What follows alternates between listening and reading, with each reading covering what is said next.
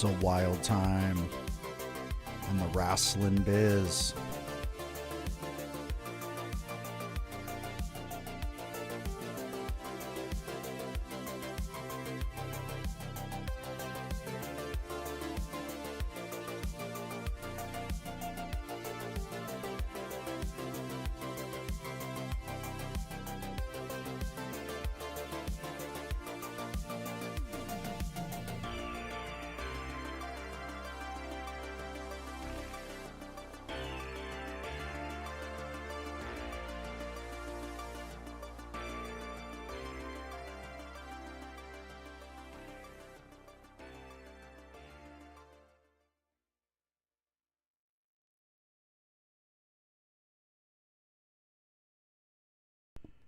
Well, here we are. It is yet another edition of Troubles with Weekly Wrestling. TWW for short, because full disclosure, when I created the name for this show, I had no idea what the fuck I was doing.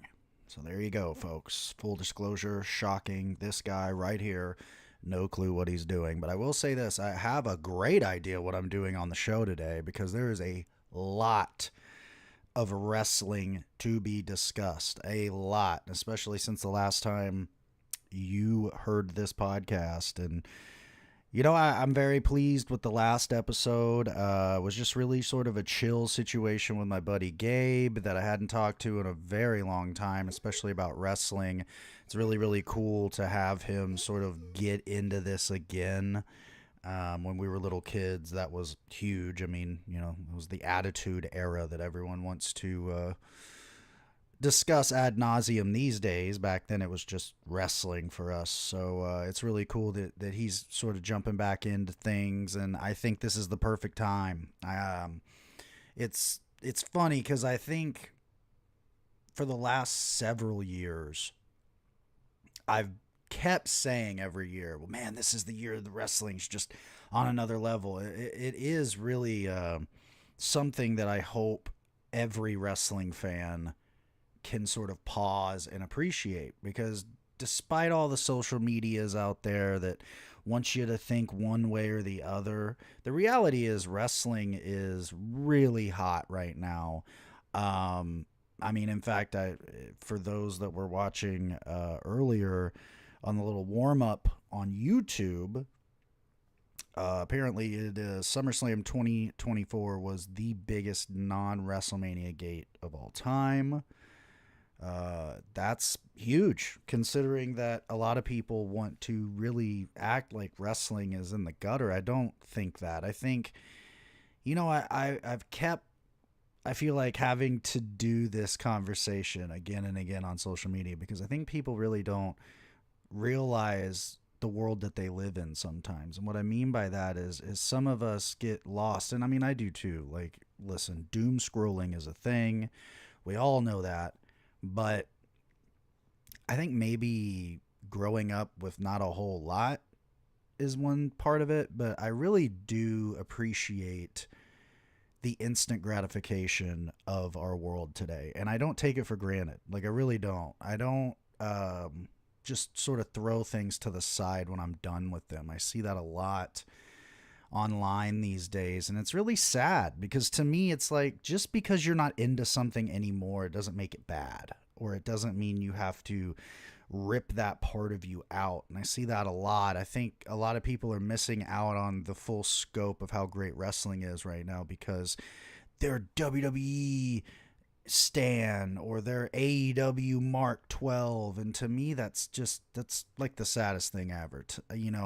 When I started reading wrestling magazines, which is really kind of what got me super into wrestling, before that it was a videotape of WCW, but what really made me love wrestling was reading about wrestling everywhere. And that made me way more into it. And especially when I started to see guys like Taz from ECW going up to WWF and having careers, or Raven from ECW to WCW, like that sort of is always what I thought wrestling was about. And I honestly, legitimately, until a couple years ago, thought everyone thought this way. I really did until maybe not a couple years ago, several years ago, when social media really started ramping up.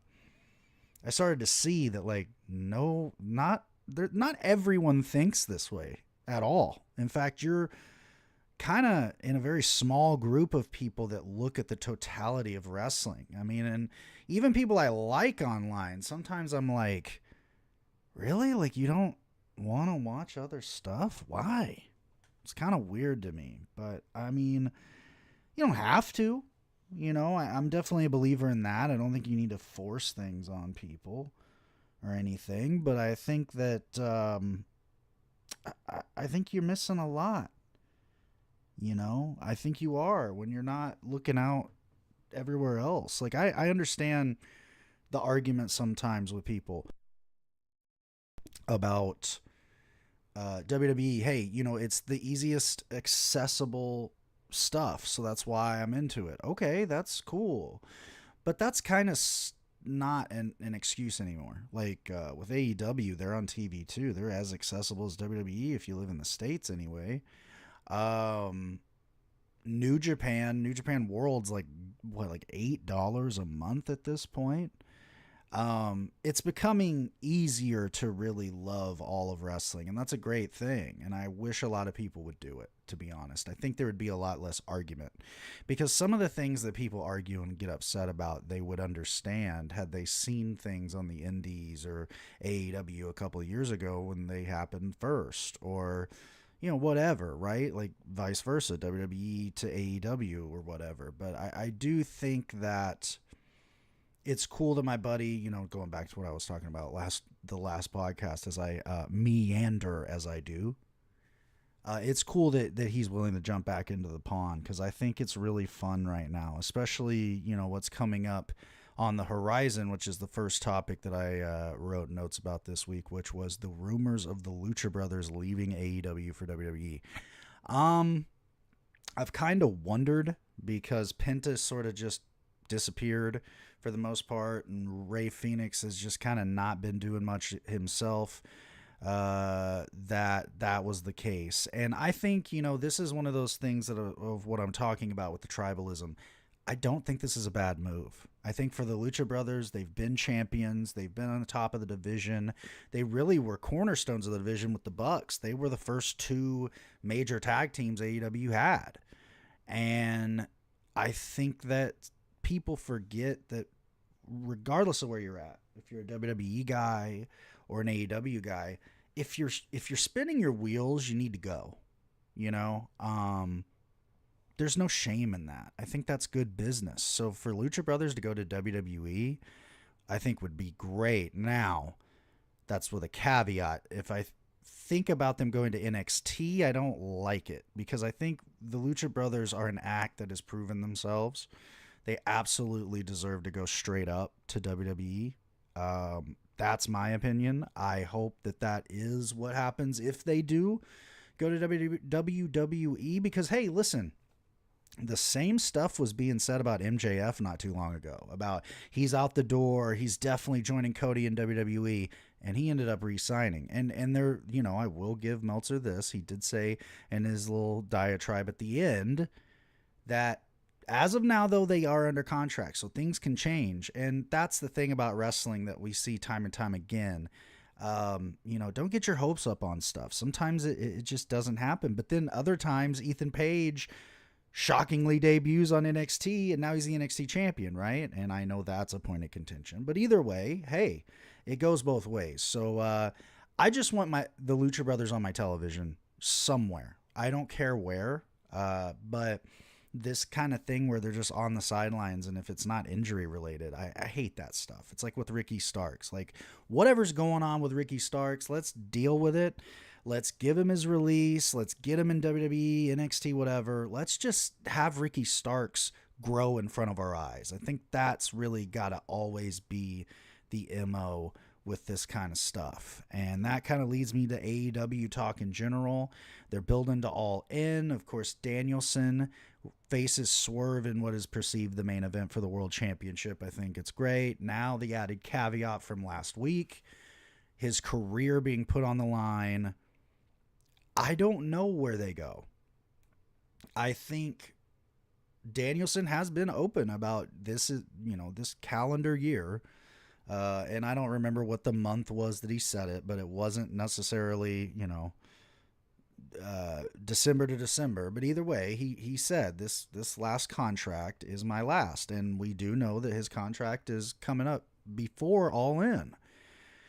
But he's a businessman and he does business every time. I don't think that's an issue. And I don't necessarily think that means he doesn't beat Swerve for the title. I think for business, I think you keep it on Swerve. I think Swerve needs to be made here. I think the issue with AEW from the beginning is outside of like Hangman and maybe, I mean, who else of people? Dude, I mean, hell yeah, all right. Fucking friend of the show in the chat, Andy Lucha. Yeah, everyone loves him. Going back to that, everyone loves him. They just need to be on TV. They need to be, and that's always the thing. But with Swerve, it's like galvanize the dude. I don't think he's been galvanized. I think the Ospreay win was a start, but it's kind of like how I see jumping ahead with Bayley's run recently with the women's title on SmackDown. Go with her. I hate this, and old fucking Juicy in the chat here will love this, but you can't be half pregnant. Like an old Cornettism. You can't be half pregnant. You got to go with it. Doesn't matter what you went with. They gave Swerve the title. They gave it to him in a great way too, beating Joe, who is another guy that I think could have had more legs as champion, but I think Swerve getting it was the right move. I think him beating Danielson in Wembley, everyone thinks Danielson wins this. Why not? And I don't know why Danielson would hate the idea of a guy like Swerve, quote unquote. And this is the other thing. I don't think if Danielson loses this title, or this match rather, and the title match, that he's gone forever. I think he becomes, and forgive me some of you, he becomes the Lesnar of like 2016, 17, right? Where like, he's going to pop in. He's going to get that pop on the rating. He's going to get that pop in the building. But why not? Why not Swerve retire him full time? I think it's a good move. I really do. The only thing, though, that I think about is, do you want Wembley? But would Wembley turn on Swerve winning? That's the real question here. We got MJF, and I will say this. I've loved MJF with the rebrand on the international to the American title. It's been fucking awesome. He's literally trolling every political idiot out there. And I'm not even like taking a side. I'm saying there's a lot of idiots out there that just make everything political and are like fucking overly. It's just beautiful. And the other thing that I was talking to somebody on Threads the other day about is this is like him doing a Buddy Landel cosplay, and I'm for it. I'm all fucking for it. I love it.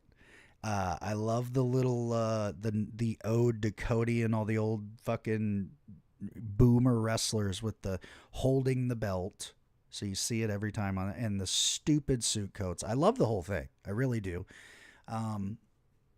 Is it cheap heat? Absolutely. But he makes it work, and it's like cheap heat getting extra heat. And I mean, MJF Ospreay at All In will tear the house down. It did in Little Rock, Arkansas, the first time. And that 50, what was it? I think it was like 57, 58 minute match. Unbelievable. Great. It's great. Ospreay's obviously winning. That's clear. And that's fine.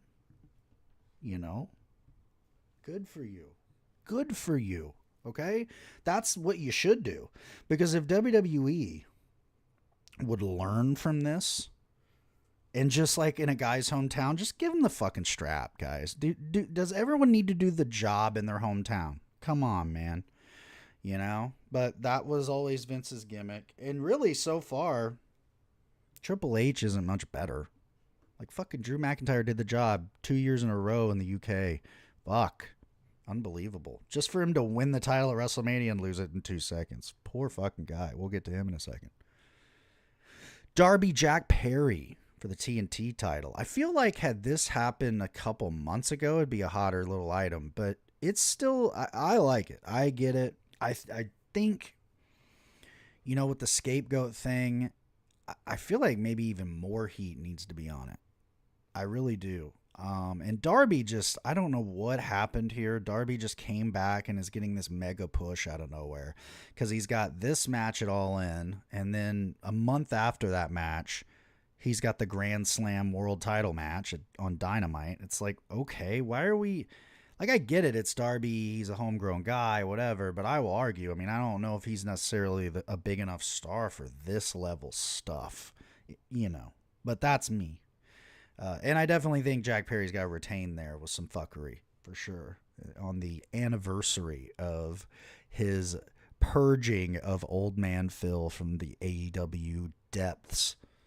How beautiful would it be? There's definitely going to be It's Real Glass Bitch something involved with his entrance, which I'm very excited about because fuck Phil. Mercedes Moné defending that TBS title against Dr. Britt Baker. I mean, this thing's got a lot of legs, but recently we're hearing about her running her mouth in the back at old MJF. And hey, listen, I don't know who's right or wrong in the situation. I think everyone's a baby usually in the back. That's just kind of how wrestlers tend to be. They're fucking dramatic as fuck. I think no one on this earth is more dramatic than a locker room full of wrestlers, male or female. It does not matter.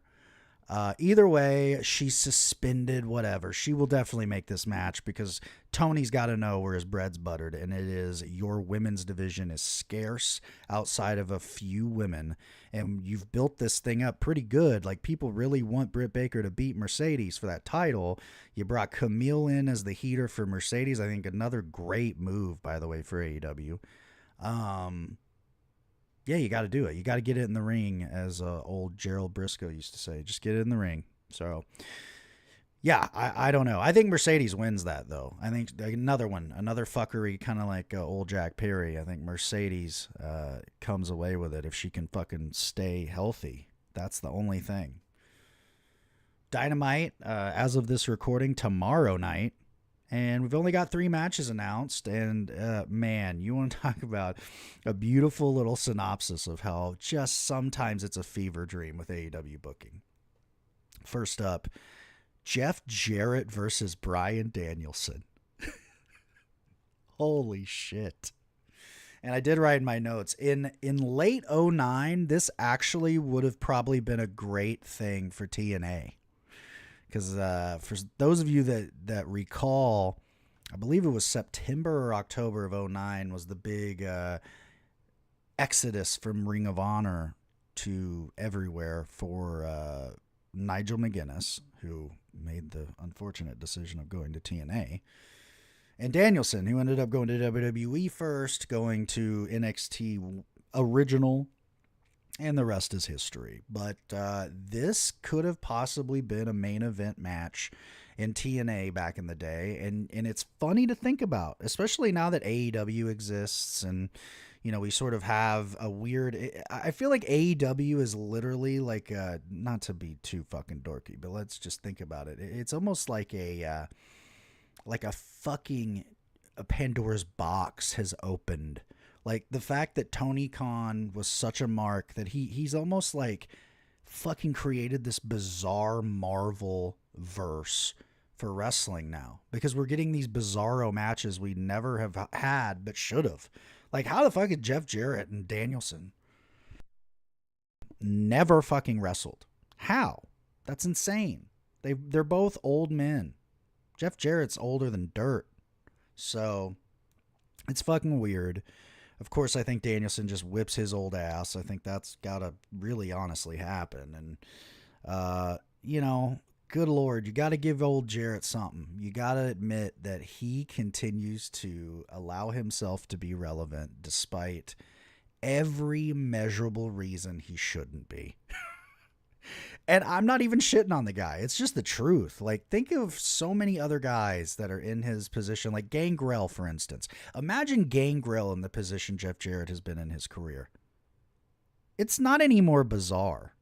It really isn't, especially for us old heads that remember Jeff Jarrett, the fucking horrible, horrible, fashion-sensed mid-card Intercontinental Champion. Although I will still go to my grave thinking that old Jarrett and HBK for the IC in Nashville at, I believe, the First in Your House is one of the greatest matches in WWF history. Don't ask me why. We also have MJF against...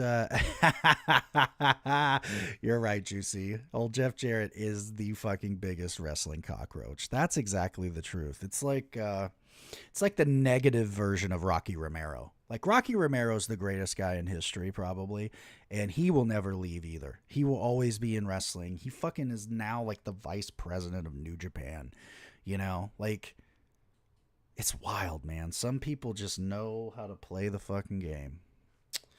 Either way, MJF, Kyle Fletcher, and another useless fucking eliminator match. This is my only thing with Tony, with the booking. Stop with the fucking eliminator gimmick. It doesn't work. I can't remember ever it working. Ever. It just doesn't fucking work.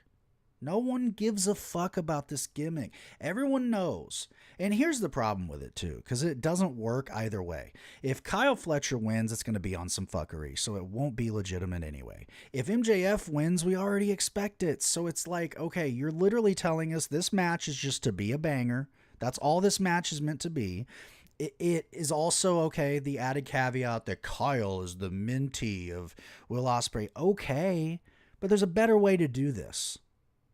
There just is. I think had you had a situation where Kyle beats MJF in a tag match, something, make this a little, you know, it just is. Yeah. The eliminator shit, it's awful. It's fucking awful. It helps no one. It literally helps nobody. I just think about like classic Attitude booking did work in that way, right? Like you should have done Fletcher and Dickhead against MJF and Dickhead 2. And Fletcher gets a crazy pin on MJF through some gaga, whatever. Now there's legitimacy. Now it's like, well, fuck, he beat him. He actually beat him at one point. Sometimes I think we're going a little too fast and things get lost. But with that said, the next match that we do know will occur on Dynamite, I'm all for, and I realize has no fucking merit at all. And that is Brian Keith against Shibata. They're going to kill each other. And that, so listen, in that instance, it's the car crash match. That's fine. But MJF and Kyle Fletcher is not the car crash. It's going to be a car crash because they do spots. But I want Brian Keith and Shibata to just hit each other in the jaw 58 times. And I want Shibata to take Brian Keith and kick him with a Kawada kick to the bridge of his nose so hard that the ref goes, we're done. And then Jericho shits his pants. That's what I need. Okay? And don't judge me about it, people, because that's just my thing. And that leads us to the big topic at hand from this weekend, and that, of course, was SummerSlam in Cleveland, Ohio. No idea what the... I mean, I get it, I guess, because everywhere else is either a fucking hurricane disaster like where I'm at, or fucking California. You know, and it's like, really, what are we going to do there? But they got a hell of a gate. And, you know, we talked about it earlier. Biggest gate non-WrestleMania ever for the company is what they're claiming. Everyone's weird about numbers now all of a sudden. Well, I don't believe any of those numbers. Okay, well, why did you believe them before, by the way? It's all... Numbers are bullshit in the wrestling business, people. Where have you been? You think fucking Hogan was really 325 in the heyday? Come on. The fuck out of here. He definitely wasn't 6'7". I'll tell you that much. But then again, the guy lies about everything. He'll tell you the sky's orange. Okay, so SummerSlam. And we're just going to do this in chronological because some of this shit I don't give a fuck about, to be really honest. But right off the bat, something that I think is the hottest thing going, and then, of course, that's Rhea Ripley. Rhea Ripley, I think, really legitimately is the top star in WWE, male or female. I absolutely do. And people are going to hear that and go, "You're kidding, Roman Reigns." Hey, listen, of course Roman's second, but Rhea has this weird thing about her where it's not even aura. It goes past that because women, like, here's the deal. Yeah, Juicy in the chat saying it was a good pay-per-view. I like the title changes. Didn't think they'd switch as many as they did, so it was nice to see. I agree. I thought, and especially that the titles that were switched made sense for the most part, except for one big one to me. And exactly, literally, Rhea gets an Austin 98 reaction. And listen, people can think I'm insane all you want. Well, for one, Juicy in the chat just literally said it. Yeah, I mean, it's just reality. She is the hottest thing right now in the business, I think. And it was bizarre because I get what they're doing with the Liv Dom situation, but I didn't like that they just straight up went. I think there were legs with the subtlety and the nuance. I really think you could have went further with it, even with the same result. Have Liv win on some fuckery, but I don't know if just pulling the trigger on Dom right now was the move. But either way, that was going to be the end result. So I guess they're just speeding this thing along. We have no delusions of grandeur here. Rhea absolutely will end up with that title. That's her title. She literally created it. She made it. I think when you give her that title again, too, that's when you really strap the rocket. But here's the thing. They got to learn from the last run with her where give her opponents. You can't just give someone a title and never have them defend it against anyone because you don't have challengers and think that this is going to help anybody. So I really hope that that's the end here. And listen, I'm not hating on Liv. I think Liv has gotten way better as a performer. Definitely as a character, she's gotten a lot better because she used to be useless on the fucking mic. And of course, she uses her fucking body. Listen, that's nothing new in women's wrestling, you know. But I think she's finally getting to where in the ring she can back it up a little bit. So, hey, listen, it is what it is. I'm not mad. I'm not like breaking my keyboard over the thing, but it was an interesting move.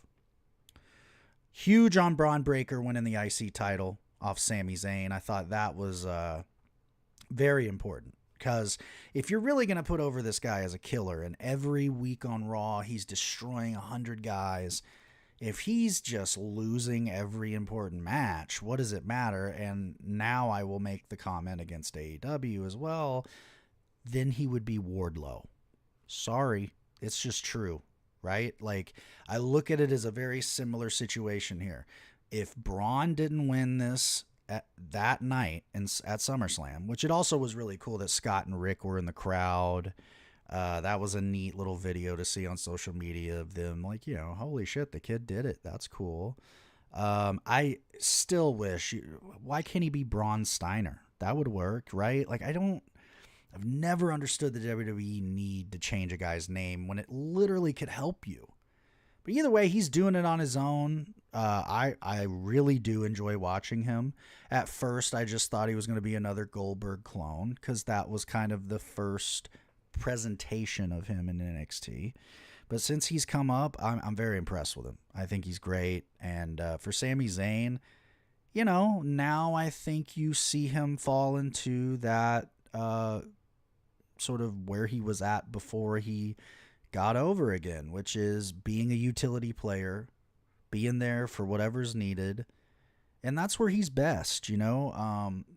I love Sami Zayn. I've always loved him as a performer, but I think, I just think that there's so many young guys that it's almost like, yeah, just you got to put him back in the back burner a little bit, make him a mid-card guy for a while. And, yeah, I think Braun's a huge deal. I do think eventually, absolutely, they got to make him Steiner sooner than later, in my opinion. But make it work. Speaking of making it work, holy fuck, has anyone made anything work with nothing as much as LA Knight has? This guy, honestly, he might be, and again, he might be tied for fucking Roman on second in WWE with how over this guy is. And again, with nothing. No, he's not been given a push necessarily. All he's been given is opportunity. And that is one thing I got to say about WWE. They may not necessarily push you, but when you're given the mic, make it work. He's always done that, and it led him to this. I thought this was going to be a squash against Logan Paul, not just because I wanted it because he's a piece of shit, but also the rumors that his knee was fucked up going into this. But I don't think that's true. He did every move ever. He was right there for everything. And I got to give Logan Paul credit. Excuse me. He is a good wrestler. He is. I mean, anyone that wants to hate on the guy and make it about how he sucks at wrestling, you're just incorrect. He doesn't suck, unfortunately. With that said, though, this had to be LA fucking Knight's night, and it was. And another thing that the second that he grabbed that US title and held it up, I went, oh, I hated that design until this just happened. I can go with this. This works. So I really hope they give him a big run with this thing. I think you might as well give him a Gunther run with the motherfucker. Let him hold it a year. Why not? I mean, on SmackDown right now, thinking of upper mid-card heels, there's not a lot of them. And nobody that I would put over LA Knight. So I think it's time to sort of put everything around him, make him a fucking star. Because the other problem with LA Knight is you fucked around. You didn't sign him when he was younger. So now you've got a guy in his early 40s. You got to strap it now. Because in like 5 to 7 years, brother's going to be an old man. And that's just the reality. And unless you're over, you can't be an old man. That's the rule in wrestling, okay? That's what I figured out. You can be an old man in wrestling, but you have to be an old guy that got old in wrestling. Because that is the saving grace with Dallas Page. He didn't look as old as he really was, for one, but also people knew him by the time he was wrestling. People knew him as a manager and all that shit. He was eased into it. A little different situation. Like, you can't show up as a gray-headed motherfucker and expect people to go, look at this rookie. You know, yeah, absolutely. If he holds that belt a year, it means double. Absolutely, Juicy. Abso-fucking-lutely. And hey, I'll say this. I think SmackDown needs it too, because when I look at that roster, and I'll say this, you know, I watch Raw every now and then, but I very rarely watch SmackDown. And a lot of it, you know, yes, it's Friday night. I got shit to do. I'm married, all that. But it really honestly is that roster outside of maybe a couple people. Literally, I'll tell you, the last time I watched SmackDown was because Andrade and Carmelo Hayes wrestled each other. That was it. That was like, okay, you know, those two can fucking wrestle, and it was a really good match. Outside of that, it's like, okay, well, the Bloodline 2.0 just kills everybody. So that there's no sense in watching the last segment. So yeah, LA Knight, huge fucking injection into what's going on, giving him that US title. Not a huge injection is Nia Jax beating Bayley for the WWE Women's title. I think that was not why. Why? I've been so confused about this, and I'm not here to shit on her as a person or anything else.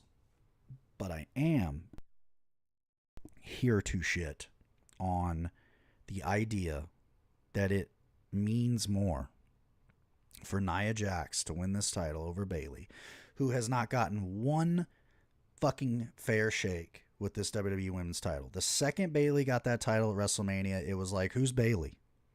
I've never seen anything odder in my life. I really haven't. And this is considering she's already a made person in WWE. She's a multi-time champion. She's I hesitate to say a living legend in women's wrestling already. Legitimately, there are women in NXT that say with a straight face, Bayley's the reason I got into wrestling. Think about it, people. She's been around for like 10 years already. And for you to like give her that moment against Io, and then just nothing else. She's been such a fucking stopgap champion. It's so sad. And for all the people to be the one to beat her, Nia Jax? And I'm not saying she hasn't improved. She has.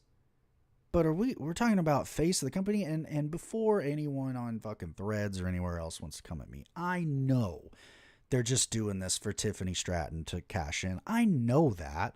But I'll argue it'd be a more compelling thing if Tiffany did it on Bayley. Like even like this coming Friday or something. Bayley's got way more name than Nia. I know that there's the angle. Sometimes the angle isn't what you go with. And yes, Juicy said it best. Nia has the wrong heat. She literally does.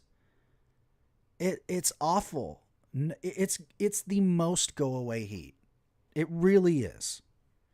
Just read the room. Sometimes I think also, and this is the biggest misnomer, by the way, too, that I see online, that WWE has mastered booking the women's division. No, they haven't. Here's what WWE mastered: getting the best women's wrestlers for a decade straight off default and just riding with it with shit booking.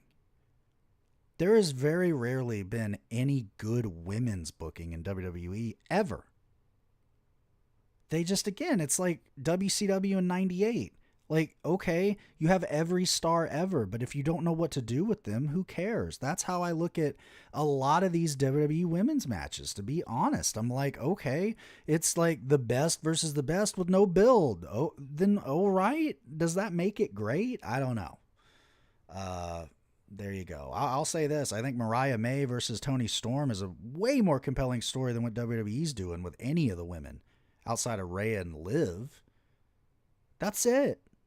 And they needed guys to make that work. Let's be honest. You think fucking Triple H would be giving that any legs if it didn't have the complete Judgment Day meltdown around it? Of course he wouldn't. Come on, people. Wake up. Speaking of wake up, apparently old Phil woke up and decided to go to work fucking Saturday or Sunday, whenever the fuck it was. And he wrestled Drew McIntyre with Seth Rollins as the guest ref. I loved it. He very much was HBK from 97 here. I loved the ode to that because, and also legitimately, it's not about you all the time to the old man, which, fuck, he didn't have to work to do that, did he? I thought it was a good match. I thought that fucking Punk looked good. I will admit that. I am not ever going to say that the guy doesn't have appeal, and people fucking care about the guy. They do. But I'm so fucking glad that they did the right thing and they got the heat on Drew. Drew is the star here. He is. And that's including Seth Rollins. Because he's just kind of coming back from injury. He's just sort of healing. It doesn't need to be centered around him anymore. McIntyre has literally, this is the irony of this whole thing with him and Punk. McIntyre did to Punk what Punk did to Cena back in the day with this. He's taking a morsel. Because everyone forgets that fucking pipe bomb shit in Vegas back in the day. That wasn't supposed to be what it was at all. That was just a fucking way to get Cena someone to kill for Money in the Bank. That was it. That was, no one can tell me otherwise, because when you go back on those shows, go back and watch Spring 2011 Raws and watch what Punk's doing right before he wrestles Cena. He's doing nothing. He had just had an angle with Orton where he lost literally 3 straight on pay-per-view. He had no build. He had nothing. Same thing with McIntyre at the Royal Rumble this year. He happened to be the last person that Punk touched in that match when he hurt his fucking tricep. And Drew went, you know what I'm going to do? I'm going to do the thing that every fucking great wrestler has ever done. I am taking this thing and I'm fucking running with it. And he has been the funniest guy on social media in wrestling for almost a year now off of this. And the best part is he's allowed himself to, he has shown his ass. He has remained a heel out of this. Because it really, and it almost happened where it could have easily became Punk is the super fucking heel. Because McIntyre was shooting, on some of this shit about him not being grateful in the back and being a fucking issue. And we all know it's true. But he also did that creepy, I'm fucking with your family angle, and it works. It just works. I love that, behind the refs are down, and again, McIntyre, it's just a low blow. 1, 2, 3, fuck you. Doesn't matter. I loved it. I thought it was great. And we're off to the races because this thing can continue to simmer forever. It's one of those angles. I think we will always have this going forward. Oh fuck, so and so got hurt. We got to get somebody, fucking in a title match here. McIntyre Punk, throw it out there. So good for everyone involved. But I'm so glad McIntyre won. I think that was very needed here for it to really mean anything. And then another one. I thought this was great. Gunther, Damian Priest, World Heavyweight Championship. And I came into this thing very excited. Both of these guys I'm very high on. Damian Priest, I will say, another one very similar. I think there at the end, though, he kind of redeemed himself, got a little more luster back. But he was another one like Bayley. Got the belt, and it was like, okay, whatever about Damian Priest. It became so much about McIntyre Punk on Raw that anything Damian was doing just sort of was not a thing. And I think that he did a great job sort of as he's slowly evolving into a babyface. People have jumped on him and really believe in him now, which means that, hey, listen, if that's the case, then the title run worked for what it needed to do, because that's what they needed. With that said, I don't know if we needed... Well, you know what? I will say this. I think Finn turning was needed. It was. This makes it the highest stakes it could be. Because not only did he fuck you over, not only did he infiltrate and get Liv's fucking hooker ass in there to seduce Dom, the more important thing is he knew how important the title was to Damian, and he fucked him out of it. Beautiful. Great job. And Gunther deserves it. I think he's the best wrestler WWE has in the ring. I think also people are unfair about he can't talk. I think a lot of that is his accent, because people just can't deal with that sometimes. And he does have a harsh accent, I'll give him that. But I like his promos. I think he's simple. I think it goes back to, if you're that great in the ring, I don't know. If you're that great in the ring, I don't think you need a promo. I really don't. I don't think you need a promo sometimes. And he's good enough. You can be good enough and be a world champion. People forget Batista, when he won the title at first, was not good on the promos at all. But it worked. He was over. Yeah, I agree. Doesn't kill Priest, gives him something else to do to build him up. Yeah, this Finn thing now... and they're doing Bad Blood coming up. That's absolutely going to be a Hell in a Cell there, I feel like. Or something. They definitely got some blood feud going on very soon. And speaking of blood feud, we got the biggest of blood feuds now after the main event of the show. Cody Rhodes retains the WWE title. I'm just going to call it the WWE title because they keep going back and forth with the undisputed. Well, it's not undisputed anymore. We got the world title, so relax. It's just the WWE Championship. He beat Solo because Roman Reigns, the original tribal chief, Prilosec OTC, returned and did it. He fucking stuck Solo with a spear. This is, of course, after Jacob Fatu looked like he fucked his ankle up. How beautiful. He wins the tag titles the night before. Literally breaks his fucking ankle the next night. Holy shit. I hope it's not that bad, but horrible luck if that's the case. He didn't look like he was good. He did not look like he was good when he did that spot through the fucking table to the floor. I was like, oh, okay, he's holding that ankle. So that's not good. But either way, they got it. They got it done. Roman officially saying fuck you to Bloodline 2.0. And yeah, it was perfect. It was perfect. It's weird though, because it's like, well, where are we going? I think Cody as champion is interesting. I think he's over. I think he deserves the belt. I do. But I also want SmackDown to have more stars for him to work, and I don't know now with Roman being a babyface. I don't I also don't think Roman and Cody needs to happen for a very long time again, because you burnt it out 2 straight years WrestleMania. I think you gotta realize that's done, especially if Roman's babyface. Now he can go and do his OTC deal, which I would imagine Hikuleo will be a part of, and whoever else they can conjure up here, because that's where we're going for Survivor Series is going to be Bloodline versus Bloodline. So got to build that up. And I don't know. I mean, I assumed the Usos, I guess, would be on Roman's side, but it's weird. The brand split actually hurt WWE in a lot of ways, because now they're forced, and they did it last night on Raw. Gunther's now going right back to Orton for the title, apparently, even though Orton's on SmackDown. This is the same thing they always do.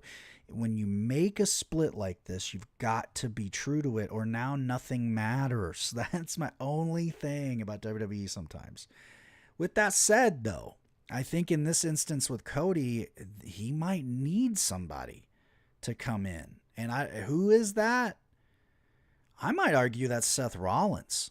And here's why. Because when I look at Raw right now, outside of Rollins and Punk, which they will do, and I think that would be the one thing I would do first, there's no real room for him on Raw anymore. I think putting him on SmackDown, and you have the added interest of maybe him and Roman working together. I think maybe that's better. Maybe that's the move. Orton goes to Raw, Rollins goes to SmackDown, make a little, but see, here's the thing. It would be better if you made it a trade deal. You could make a segment out of it. I don't know. All I'm saying is I don't know if Cody has enough heels on SmackDown to work. Because for one, Jacob Fatu is out of the picture for at least a second. Tama Tonga, does he deserve a world title program? I don't think so. It's just strange right now. SmackDown's undercard is lacking quite a bit. They don't really have anyone that can move up right now. And they kind of fucked up Carmelo Hayes in that way. I think he could have probably been the next guy, but he's doing jobs, you know. But either way, that was SmackDown. Christ, that was SummerSlam. And yeah, we're all caught up to the biz right now. I feel like it is a great time, but I also think there's a lot of room for improvement.